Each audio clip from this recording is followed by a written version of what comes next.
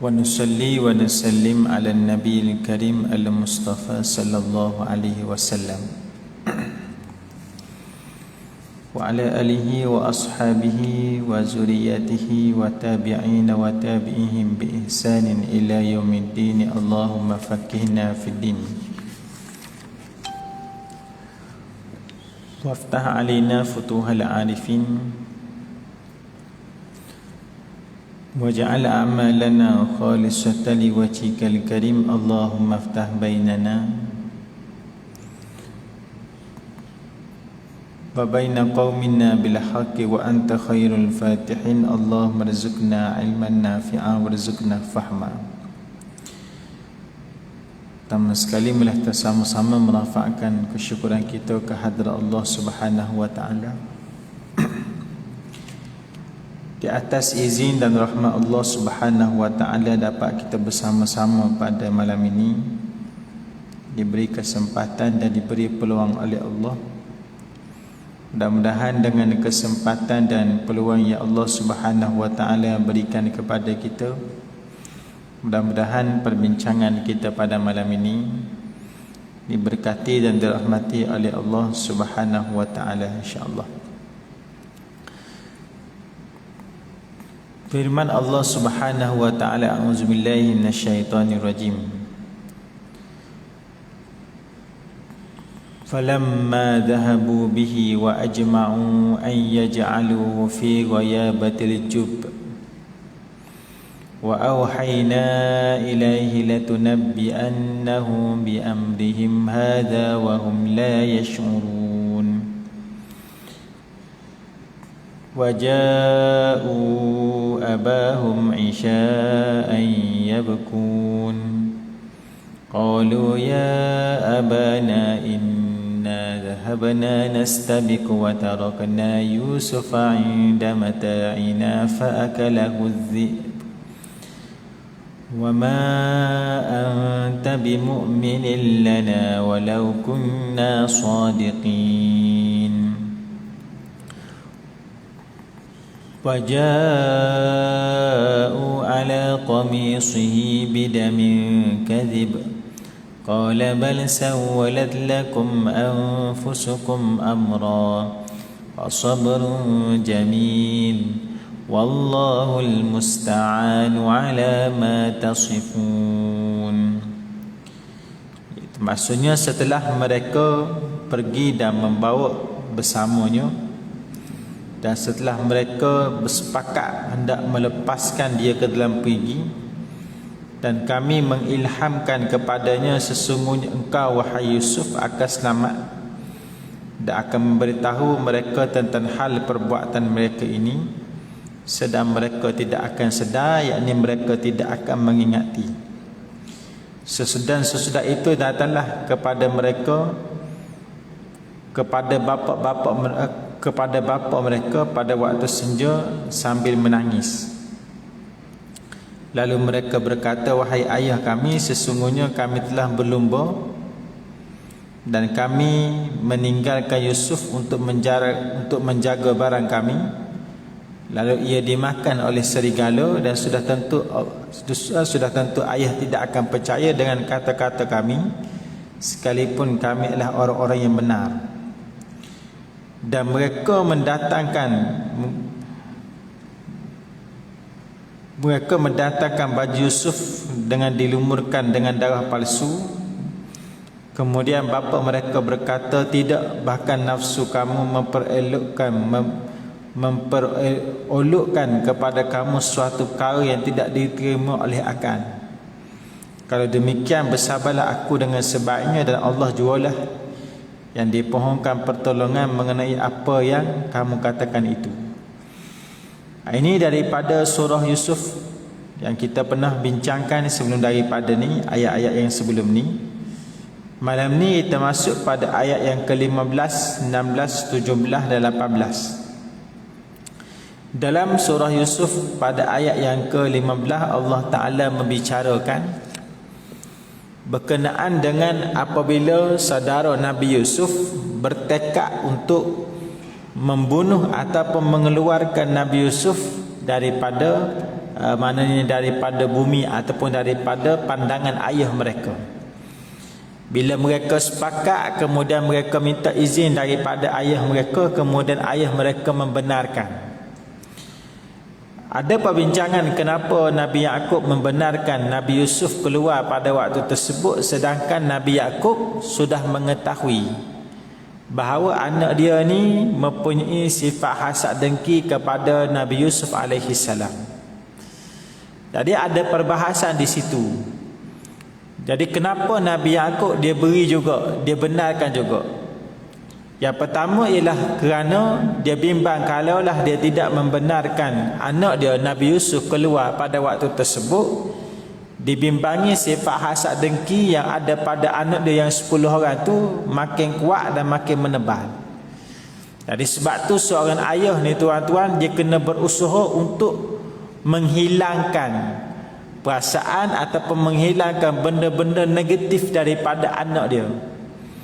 Jadi seorang ayah ni dia banyak perlu menyelesaikan masalah, bukan mencari dan menggali masalah.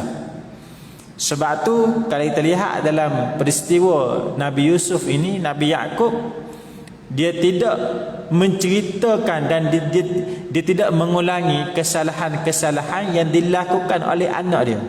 Dia tak ulang.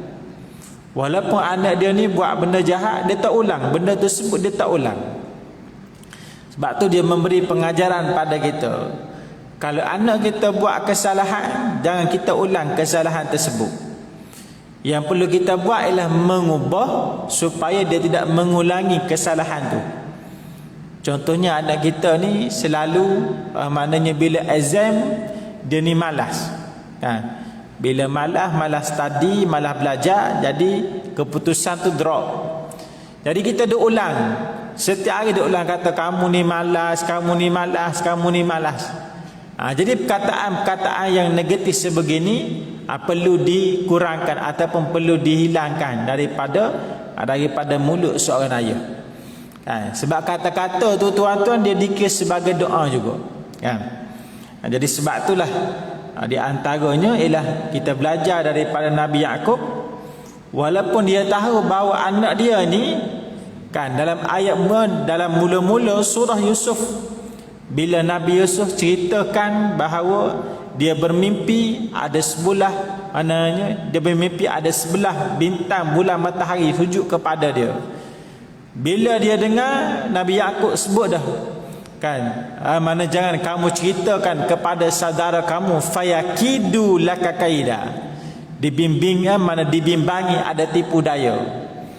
Dia dah ada waspada pada waktu tersebut. Tapi dia melihat kalaulah dia tidak membenarkan anak dia Nabi Yusuf ni keluar pada waktu tu, dia makin kuat. Perasaan sifat hasad dengki tu makin kuat. Jadi dia benarkan juga dengan harapan mudah-mudahan bila keluar itu boleh menghilangkan ataupun menangkis ataupun maknanya menipiskan sifat hasad dengki yang ada pada anak dia yang 10 orang tu. Jadi sebab itulah tuan-tuan yang dirahmati oleh Allah, kenapa Nabi Yaqub bagi keluar juga, kerana dengan sebab-sebab yang sedemikian. Bukan Nabi Yaqub ni dia tak faham, bukan Nabi Yaqub ni dia tak erti sangat, tak. Nabi Yaqub amat memahami keadaan anak dia. Dia seorang nabi, dia seorang rasul. Tetapi kenapa dia ambil keputusan yang sedemikian? Kerana untuk menjaga hati anak dia dan untuk menghilangkan sifat hasad dengki. Mudah-mudahan bila keluar dapat mengeratkan lagi hubungan di antara Nabi Yusuf dengan saudara dia yang 10 orang tu. Itu tuan-tuan. Jadi bila dia bagi izin, kemudian Tuhan kata falamma dhahabu bihi, maka tak kala mereka tu keluar, mereka pergi wa ajma'u, dan mereka pun bersepakat untuk 10 orang tu sepakat untuk membuang Nabi Yusuf fi ghayabatil jub. Ghayabah ni dengan maksud ialah satu tempat yang jauh daripada pandangan manusia. Ghayabat maksudnya jauh. Al-jub iaitu perigi ataupun telaga. Jadi nak lemparkan di suatu tempat yang jauh, kemudian lempar pula dalam telaga. Beza antara al-jub dengan al-bi'ru. Al-bi'ru ialah telaga, tetapi telaga yang ada air. Al-jub, telaga yang tidak mempunyai air, telaga buta, telaga yang tidak diketahui apakah dia punya dasar dia tu macam mana. Jadi dia campurkan mana Nabi Yusuf dalam tu. Kan? Jadi ulama dia bincang tuan-tuan. Bila sebut falamma zahabu, bila mereka keluar daripada rumah. Bila mereka keluar, maknanya bila mereka keluar dan mereka memang telah bertekad untuk nak membuang Nabi Yusuf dalam telaga. Kalau orang yang memang dah ada niat jahat tuan-tuan, jadi apa benda yang dia akan buat? Mesti dia akan heret dengan paksa. Mesti dia akan redik, dia akan caci, dia akan kata macam-macam pada waktu tu. Jadi peristiwa tu bagaimana seorang budak yang berumur 12 tahun yang dibawa oleh saudara dia yang 10 orang tu tadi, yang memang benci kepada dia, yang memang dengki kepada dia, bawa daripada satu tempat kepada satu tempat yang jauh daripada manusia. Dari sudut psikologinya dia boleh melihat pada waktu tu, waktu umur 12 tahun dia telah berhadapan dengan 12, mana 10 orang, mana adik-beradik dia yang telah dewasa, yang telah maknanya besar pada waktu tersebut, tetapi mempunyai sifat hasad dengki pada dia. Sebab tu sifat hasad dengki ni bahaya tuan-tuan. Sifat hasad dengki ni dia bermula daripada sifat yang biasa, kan, sifat dalam hati, kemudian dia diterjemahkan. Bila diterjemahkan, dia boleh membawa kepada seseorang itu melakukan jenayah yang besar. Sebab tu sifat hasad dengki ni dia kena buang daripada diri kita, maknanya kita perlu buang. Antara orang tu kalau dia antara dia mempunyai tanda-tanda sifat hasad dengki, mana antaranya ialah dia rasa tak puas hati sekiranya orang tu mendapat, maknanya seseorang tu mendapat nikmat. Kalau orang tu dia dapat kelebihan, dia tak puas hati, itu dengki. Maknanya kalaulah dan dia bergembira dengan kejatuhan orang lain dan dia rasa sedih, dia rasa sedih sekiranya seseorang tu dia mendapat, maknanya satu nikmat daripada Allah. Kalau orang tu dapat kegembiraan, dia rasa dengki, maknanya dia rasa sedih. Kalau orang tu jatuh, dia rasa gembira. Ini di antara orang yang mempunyai sifat hasad dengki. Ada sifat hasad dengki tuan-tuan, dia akan memakan kebaikan yang kita lakukan. Sebab tu orang yang ada sifat-sifat mazmumah ini, perjalanan mereka untuk menuju Allah tak sampai. Banyak lagi sifat-sifat mazmumah ni, banyak. Dia kena buang kesemuanya. Sifat riak, takabur, sum'ah, takjub dan mana hasad dan sebagainya. Sifat-sifat sebegini dia kena buang kesemuanya tuan-tuan. Sebab tu syarat, di antara syarat untuk kita membersihkan hati dipanggil takhliyah wa tahliyah. Takhliyah dengan maksud mengosongkan. Kita kosongkan hati kita, kita buang sifat-sifat mazmumah, dia kena buang kesemuanya. Kemudian hiasilah diri kita dengan sifat mahmudah. Cuma masalah kitanya, kadang-kadang kita tak mengetahui apakah yang dimaksudkan dengan sifat mazmumah tu. Kita tak faham apa yang dimaksudkan dengan riak. Kita tak faham apa yang dimaksudkan dengan takabur, kan? Dengan sum'ah, dengan takjub. Apa maksud takjub? Kadang-kadang kita tak faham. Sebab apa? Sebab nak memahami benda-benda sifat-sifat ni, dia kena terjun dalam bidang dia. Bidang apa? Bidang tasawuf, kan? Dalam bidang mana perbahasan ilmu ihsan, kan? Tapi sekarang orang zaman sekarang tuan-tuan cuba nak mengharamkan mana ilmu tasawuf. Dia kata ilmu tasawuf ni kotor. Dia tengok yang sesat memanglah kotor. Setiap ilmu tuan-tuan ada yang sesat, kan? Ilmu nahwu yang salah pun ada. Ilmu matematik yang membawa kepada salah perkiraan pun ada. Ilmu akidah, ilmu fiqh yang sesat pun ada, kan? Kalau nak cari yang mana tidak ada ilmu yang memang betul saja, tak ada. Mesti ada orang yang melampau, orang yang hulu. orang yang membawa kepada kesesatan. Kan? Jangan tengok bila sebut tasawuf, tengok pada orang yang bincang berkenaan dengan hakikat sampai tak semayang. Jangan tengok golongan ni. Ya. Jadi maknanya ialah tidak memahami tasawuf seperti mana yang disebut oleh ulama, wa man tasawwafa wa man tafaqqaha bila tasawwufin fa'atilun, wa man tasawwafa bila tafaqquhin batilun. Siapa yang ada makna fiqh, ilmu syariat fiqh ni bagus, tapi ilmu tasawuf tak ada, fa'atilun, dia punya ibadah dia akan jadi hampa. Kalau padi tu atau hampa kan, padi tu tak boleh nak digunakan, padi tu akan jadi rosak, tak boleh nak tak boleh nak digunakan untuk dijadikan sebagai beras, tak boleh kan. Siapa yang ada tasawuf tapi tak ada fiqh, ikhlas saja tapi tak semayang, batil, orang ni sesat. Nah, sebab tu orang yang solat kan memahami ilmu syariat kan, tetapi tidak memahami berkenaan dengan ilmu-ilmu tasawuf, boleh membawa kepada ibadah dia tu jadi hampa. Kan buat ibadah nak tunjuk pada orang, buat ibadah kerana nak meninggi pada orang, ada sifat takabur. Pemahaman kepada sifat-sifat ini dia maknanya dia hanya perbincangan dalam tasawuf. Sebab tu hasad ni kena faham apa maksud hasad dibimbangi. Kita ada penyakit hasad tetapi kita tidak mengetahui bahawa kita ada penyakit tu. Ini bahaya tuan-tuan. Jadi dia kena terjun dalam bidang tu, dia kena tahu perbincangan dalam bidang tersebut. Bila kita tahu penyakit, maka kita perlu cari ubat dia. Macam contoh apa yang dimaksudkan dengan riak. Orang faham riak ni buat ibadah depan orang, itu riak. Tak semestinya tuan-tuan. Riak ni ialah buat ibadah kerana nak menunjuk kepada orang, walaupun orang tak ada pada waktu tu. Orang tak ada, dia solat di rumah dia, solat seorang-seorang di rumah dia. Kalau terdetik dalam diri dia, dia kata kalaulah orang tengok aku pada waktu ni, mesti orang kata aku ni bagus, aku ni makna soleh.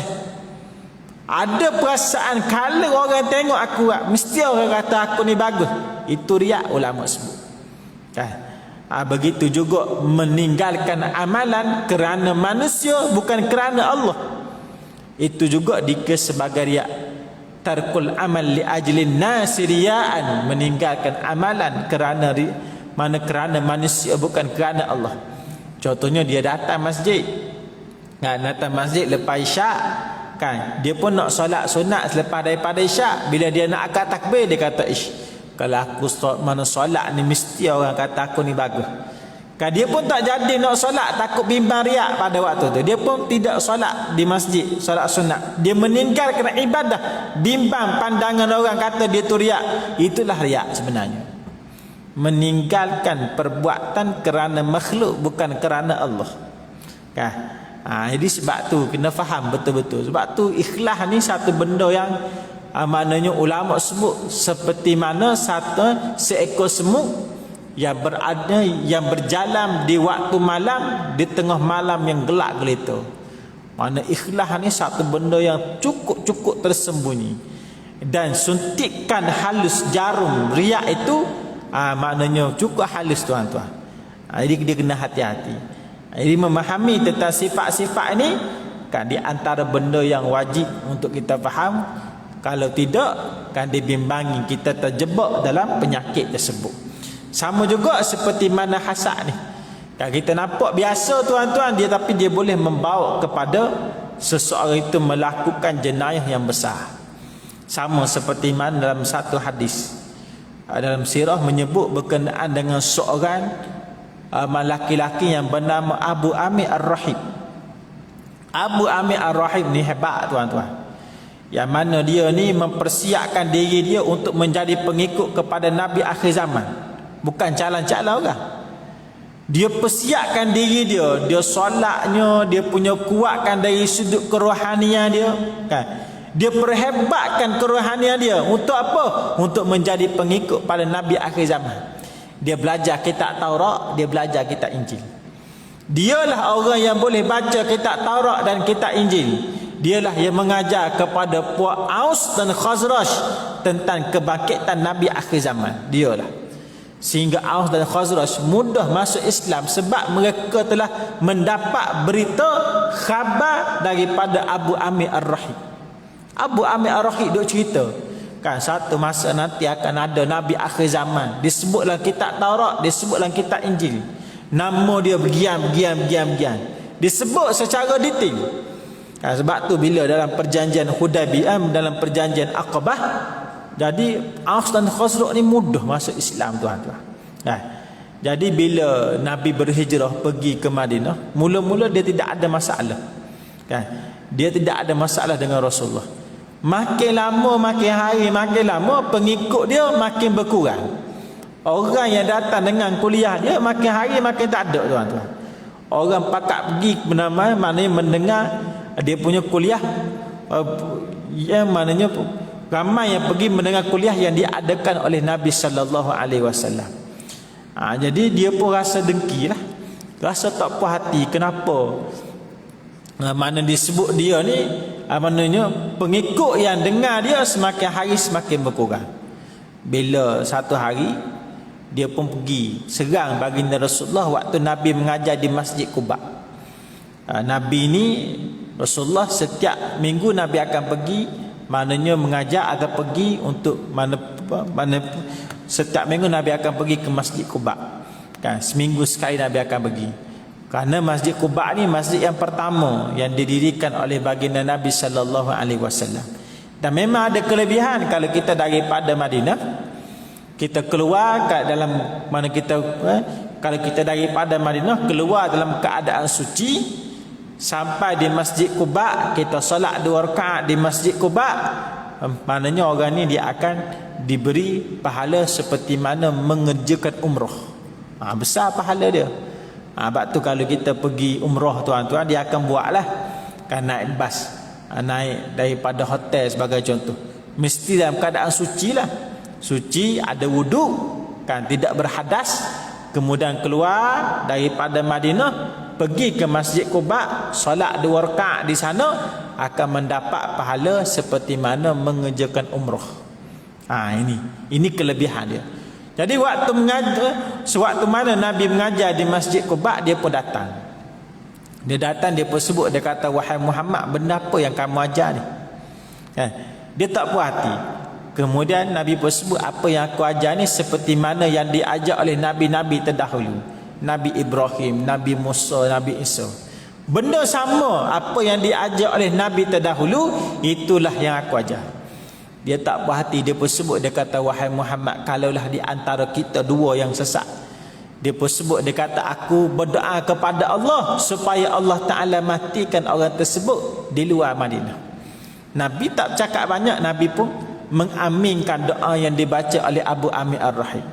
Lepas daripada peristiwa tersebut, dia pergi bersama dengan golongan musyrikin Mekah. Dia masuk dalam perang Uhud. Dia masuk perang Uhud memberikan sokongan kepada golongan musyrikin Mekah. Apa tujuan dia masuk dalam perang Uhud? Bukan dia nak melihat Islam kalah, tuan-tuan. Tapi tujuan dia masuk perang Uhud ialah dia nak melihat, maknanya dia nak melihat bahawa Nabi terbunuh dalam perang Uhud. Dialah yang menggali lubang. Gali lubang sehingga Nabi jatuh dalam lubang tersebut. Sebab tu lepas daripada Nabi jatuh, Nabi kata orang ni bukan lagi nama dia Abu Amir Ar-Rahib, tetapi Abu Amir Al-Fasik. Tukar daripada Ar-Rahib dengan makna ditukarkan kepada Al-Fasik. Kalau Ar-Rahib orang yang kuat ibadah, kan, orang yang kuat ibadah dekat dengan Allah. Tapi Al-Fasik ni orang yang derhaka kepada Allah Subhanahu wa taala. Dia tak terhenti setakat tu, tuan-tuan. Dia pergi mendapatkan dana daripada kerajaan Rom. Dia ambil dana tersebut, kemudian dia pun pergi salurkan dana tersebut kepada puak munafik yang berada di Madinah. Dia bagi dana, kemudian dia minta supaya membina satu masjid. Masjid itulah yang dinamakan dengan Masjid Dirar. Kan? Wallazina takhazu masjidan diraran wa kufran wa tafriqan bainal mu'minin wa irsadan liman haraballaha wa rasul. Mereka bina Masjid Dirar. Tuhan sebut, Allah yang menamakan masjid tersebut Masjid Dirar. Masjid Dirar ni masjid apa? Masjid jahat, tuan-tuan. Masjid Dirar, lalu masjid kufur. Allah namakan masjid tu masjid kufur. Masjid yang memecah belahkan umat Islam. Masjid yang nak dijadikan sebagai markas kepada kaum mana puak musuh yang datang nak serang Madinah. Lalu Nabi perintahkan, bila turun ayat ni, Nabi perintahkan para sahabat supaya pergi ke Masjid Dirar, kemudian runtuhkan Masjid Dirar, kemudian bakar Masjid Dirar. Berita ni sampai kepada Abu Amir Ar-Rahi yang duduk di Rom pada waktu tersebut. Dengar berita ni, dia rebah pada waktu tersebut, mati pada waktu tu juga. Kenapa orang ni boleh jadi sesat, tuan-tuan? Sedangkan dia adalah orang yang ada ilmu, orang yang kuat ibadah, tapi disebabkan dia ada sifat hasad dengki tadi. Ini tuan-tuan yang dirahmati oleh Allah Subhanahu wa taala. Jadi sebab itulah kena hati-hati dengan sifat ni, seperti mana yang disebut dalam ni, wa ajma'u an yaj'aluhu fi ghayabatil jub. Mereka boleh sepakat untuk buang Nabi Yusuf dalam telaga tadi kerana apa? Kerana ada sifat hasad dengki. Kita tak boleh bayar, tuan-tuan, 10 orang ni boleh sepakat, tuan-tuan.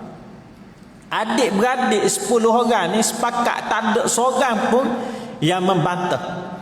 Maknanya 10 orang ni tak ada seorang pun yang ada sifat rasa kasih dan rahmat kepada Nabi Yusuf alaihi salam pada waktu tu. Jarang sekali, tuan-tuan, kalau 10 orang tu mesti ada seorang yang rasa kasih pada adik dia. Ni 10 orang sepakat, tuan-tuan, nak sebut dia punya macam mana bahayanya sifat hasad dengki ni. Kemudian bila dicampakkan dalam perigi tu, Nabi Yusuf duduk dalam perigi tersebut selama 3 hari. Tidak diberikan makanan, ditanggalkan pakaian, kemudian diletakkan seorang diri. Letak tinggal, bukan letak tunggu tak, letak tinggal. Kenapa mereka letak dalam perigi? Kerana mudah-mudahan, maknanya kerana mereka tak nak Nabi Yusuf balik lepas daripada tu. Letaklah pergi, kemudian letak pada tempat yang jauh daripada pandangan manusia. Letak jauh daripada orang, letak pula dalam perigi, agak-agak ada orang nak selamat ke tidak? Ini yang kita sebut sebagai bagaimana Allah Ta'ala telah menyusung, tuan-tuan. Allah susung, dia punya apa?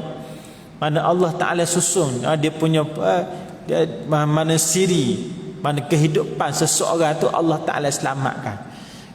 Sebab tu kalau kita baca selepas daripada tu, musafir, ada orang yang dalam perjalanan musafir kemudian lalu di tempat tu.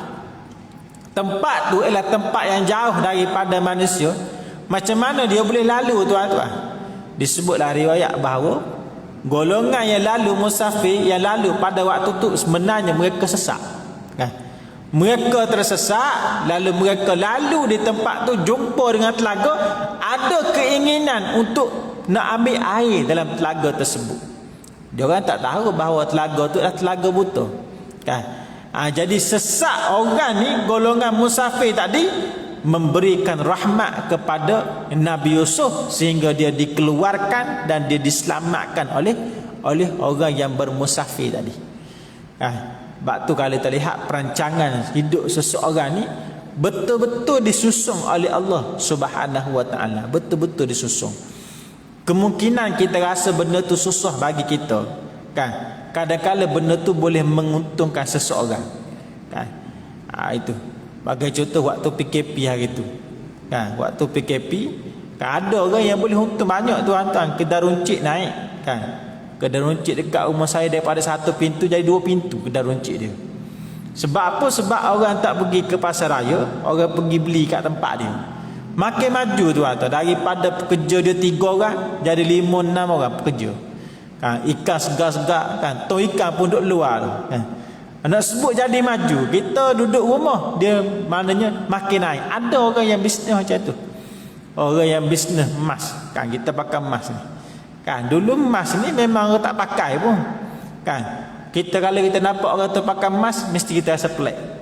Tak, kalau tak jerbu, memang dia tu tak rasa gigi, dia bagi contoh. Sekarang ni jadi maknanya jadi kewajipan pula. Kan laku orang buat emas tu laku. Kan.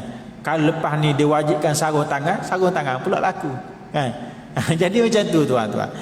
Maknanya nak sebut kepada kita bahawa ada orang yang mana kehidupan ni Allah Ta'ala susun dengan begitu baik. Kadang-kadang kita mendapat kesusahan pada hari ini untuk mendapat kesenangan pada masa yang akan datang. Kan? Kita nampak susah. Hari ini kita nampak susah. Tapi dengan sebab kesusahan yang kita dapat hari ini, kita boleh dapat kesenangan pada masa yang akan datang. Ada orang yang waktu mana exam SPM gagal tuan-tuan. Dengan sebab gagal dia akan menjadi seorang guru sebagai contoh. Kan? Jadi guru kan. Maknanya dia pun jadi ustazah sebagai contoh. Kan? Mana disebut proses-proses kehidupan seseorang walaupun nampak gagal pada permulaan dia, tapi Allah Ta'ala susun untuk bagi benda yang lebih baik pada dia selepas daripada tu. Sebab tu kita perlu rasa husnuzan dengan Allah. Kan? Kita perlu berasa kita perlu rasa sangka baik dengan Allah Subhanahu wa Ta'ala. Baik tuan-tuan yang dirahmati oleh Allah Subhanahu wa Ta'ala. Ini sikit lagi. Waja'u abahum isya'an yabkun. Kemudian lepas mereka campakkan, kemudian mereka pembalik jumpa dengan ayah mereka Nabi Yaqub pada waktu isya'an, pada waktu senja, bukan pada waktu siang. Kenapa maknanya mereka jumpa pada waktu senja? Kerana ada pandangan menyebut bahawa kerana mereka tak berani untuk bertentang mata dengan ayah mereka pada waktu tersebut. Mereka takut tuan-tuan. Jadi orang buat salah ni kan dia takut nak menyatakan, nak berdiri, nak berhadapan dengan orang, dia akan rasa malu kan. Itu maknanya siapa-siapa pun kalau dia buat kesalahan dia akan malu. Dia punya mungkin mulut dia boleh berbohong, tapi mata dia mungkin tidak boleh berbohong. Itu. Ya bukun kan, mereka datang dalam keadaan mereka menangis. Sebab anak kepada Nabi Yaqub ni kan bukanlah orang yang bunuh orang, bukan orang yang rompak dan sebagainya. Tapi dia ni ada rasa dengki pada Nabi Yusuf, menyebabkan mereka boleh melakukan kejahatan pada waktu itu. Itulah kejahatan yang dia lakukan. Bukan kata sebelum ni mereka ni pernah merompak pada kan. Itulah kesalahan yang mereka lakukan. Orang yang tak pernah buat kesalahan tuan-tuan tiba-tiba buat kesalahan macam mana? Itu ya bukum qalu ya abana. Kemudian mereka pun sebut, wahai ayah kami, inna dhahabna, sesungguhnya kami telah pergi, nastabiku, kami berlumba dan kami meninggalkan Yusuf. Mana di sisi mata'ina, di sisi maknanya barangan-barangan yang kami bawa. Fa'akalahu dhi'bu, maka dia dimakan oleh serigala. Ini sebut dekat dalam ayat ni, dia sebut, dia kata inna dhahabna nastabiku, kami pergi dan kami bermain. Berlumba-lumba ni bermain lah. Sebab tu dalam Islam ni dia tak salah bermain kan. Bila anak Nabi Yaqub tu bermain, Nabi Yaqub tak larang kan. Sebab apa? Sebab menunjukkan bahawa Islam ni tak pernah larang kita bermain kan, bersukan. Islam tak pernah larang. Cuma dalam bermain tu dia kena jaga hak dia. Nak bersukan dia perlu jaga aurat dia. Nak main bola boleh, dia kena jaga pergaulan, maknanya dia punya mana dari sudut ikhtilat dia, pergaulan, dan juga dari sudut aurat dia kan. Yang salah bukan bola tuan-tuan, yang salah aurat tu tak tutup. Bola tak masuk neraka tuan-tuan, yang masuk neraka kita kan. Sebab apa? Sebab kita sendirilah. Ada yang main bola tapi bertaruh, tu tak boleh. Ada yang main bola sampai pukul 7 kan, berlalu sampai rumah sampai pukul 8, tak solat maghrib. Itu yang haramnya, tak solat maghrib, bukan haram pada permainan tu kan. Ini nak sebut, nak main apa lagi, nak bermain mana kuda dan sebagainya, tidak menjadi masalah. Islam tak pernah larang tuan-tuan. Itu tu nak sebut bahawa Islam ni, konsep Islam ni dia luas. Jangan nampak bila Islam dia jadi jumuk, bila Islam kena pakai jubah, kena pakai kopiah, kena pakai serban, tak. Maknanya jangan nampak Islam ni maknanya seseorang tu bila mengamalkan Islam dia mesti dia bercakap lembut. Tak, tidak semestinya. Kan Islam ni dia menetapkan garis panduan undang-undang.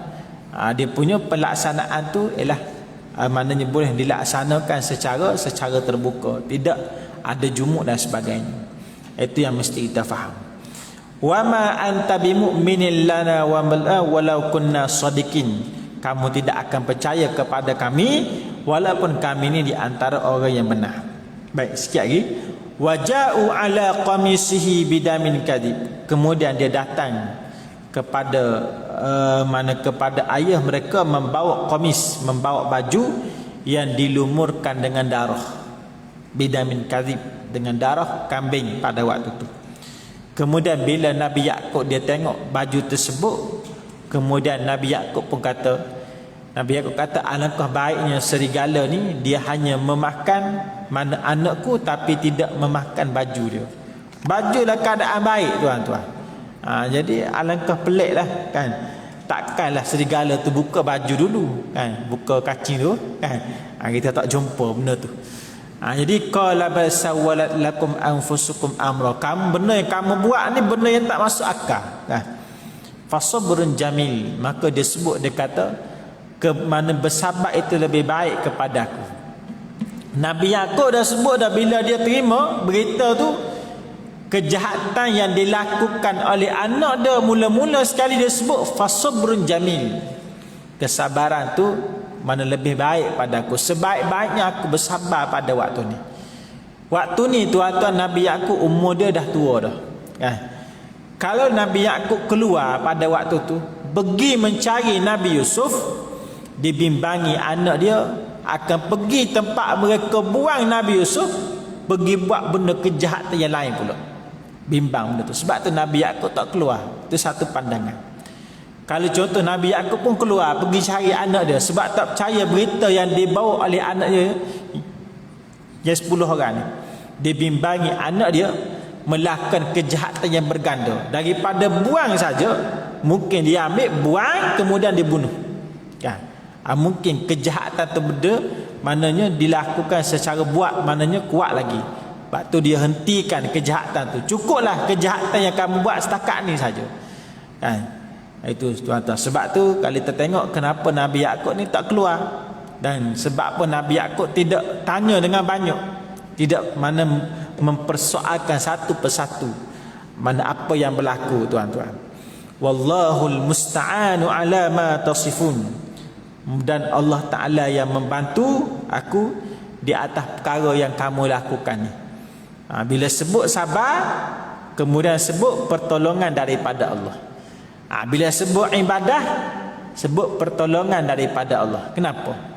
Sebabnya ialah kita nak buat ibadah, kita memerlukan pertolongan daripada Allah. Kita tak boleh buat dengan daya kita sendiri, dengan kekuatan kita sendiri. Kita buat ibadah ni hari ni tuan-tuan dengan kekuatan yang Allah Ta'ala berikan kepada kita. Berapa ramai orang yang nak buat ibadah tapi tak boleh buat ibadah sebab apa? Tidak diberikan peluang oleh Allah pada waktu tu. Nak datang masjid, tiba-tiba anak sakit contohnya. Nak datang masjid, tetamu datang pada waktu tu. Maknanya nak datang masjid, tiba-tiba tertengok bola. Bukan tengok bola, tertengok kan, tertengok lalu terlewat lah kan. Kan sekarang kan dia punya apa, Suzuki kan, Suzuki pulau waktu petang pula kan. Jadi orang yang minat ni lain tuan-tuan. Lepas tengok bola, tengok ulasan pula, tengok taktikal pula. Macam nak jadi mana coach dah dia. Ni tak salah benda tu. Tapi nak sebut ialah bila maknanya mana leka, mana tak dapat untuk melakukan ibadah kepada Allah Subhanahu Wa Taala.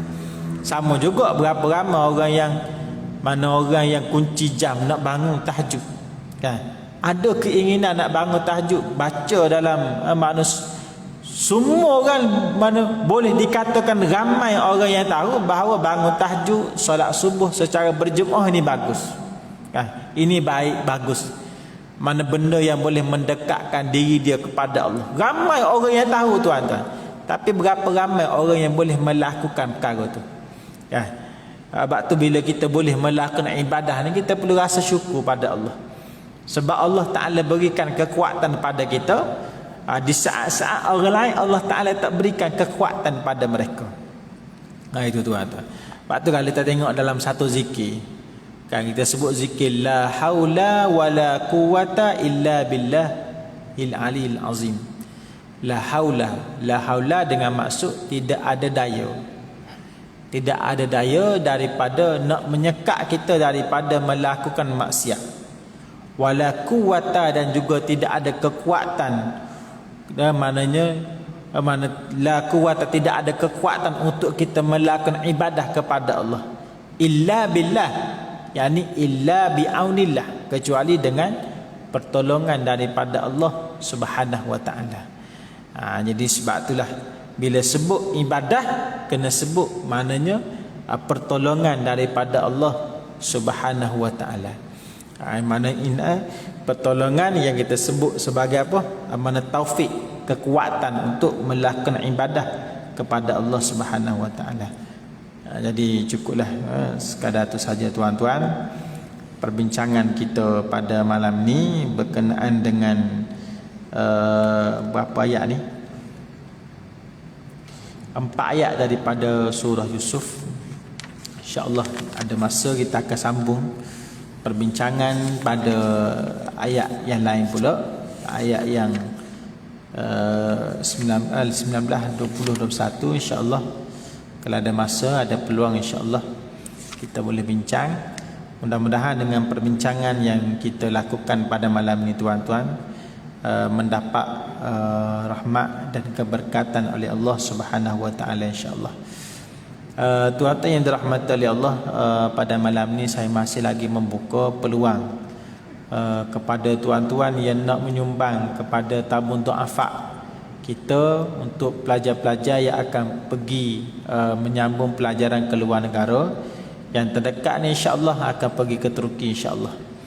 Jadi tuan-tuan yang nak menyumbang kepada para pelajar, kita target ialah kita nak bagi sumbangan. Biasanya kita bagi sumbangan 1,000, setiap pelajar tu 1,000 kita bagi. Jadi bilangan pelajar untuk kali ni kita tak dapat maklumat yang penuh lagi. InsyaAllah akan pergi pada bulan depan, insyaAllah. Jadi tuan-tuan yang nak bagi sumbangan, insyaAllah boleh serahkan pada malam ni dalam tabung yang mana disediakan. Mudah-mudahan dengan sumbangan yang tuan-tuan berikan pada malam ni menjadi kafarah kepada segala dosa kita. Mudah-mudahan menjadi harta yang berharga di hari kiamat, insya-Allah. Jadi yang baik terdatang daripada Allah, yang betul kelemahan saya. Assalamualaikum warahmatullahi taala wabarakatuh. Amin amin ya rabbal alamin. Allahumma yanfa'na bima 'allamtana wa 'allimna bima yanfa'una. Rabbana atina fid dunya hasanah wa fil akhirati hasanah wa qina adzabannar. Sallallahu ala sayyidina Muhammad wa ala alihi wa sahbihi wa baraka wa sallam. Alhamdulillahirabbil alamin.